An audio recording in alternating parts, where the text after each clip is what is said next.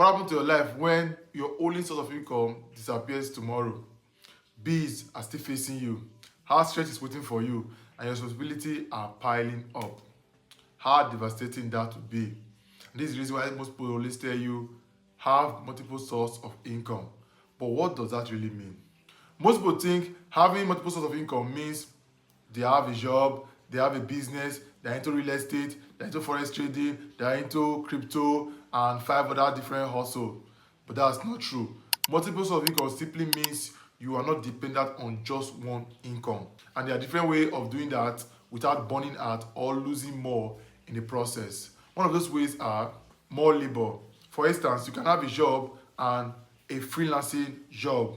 You can have a job and a consulting job. You can have multiple clients. You can have a second job. In cases like this, you are exchanging time and skill for money.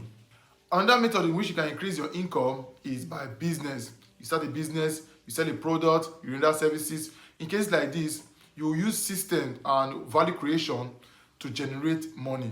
And lastly, the most popular one is investing, whereby you put the capital you already have into productive assets like bond, stock, the forex market, into crypto, real estate, and many more.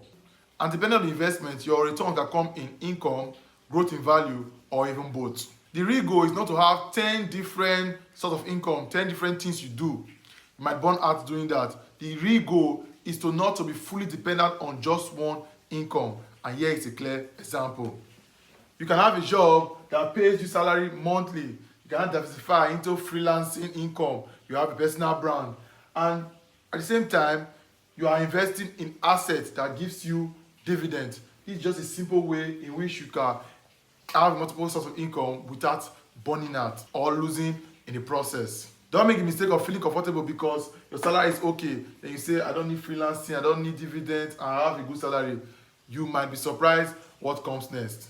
We are coming to the end of the series, and so far we have talked about the mistake that keeps people poor, how to manage money better, how to grow the money you already have.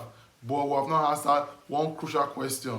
What if you do not have the money to grow in the first place?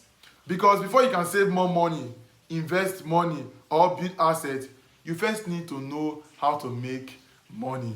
And this is what we'll talk about in the next episode. How do we make money in the first place?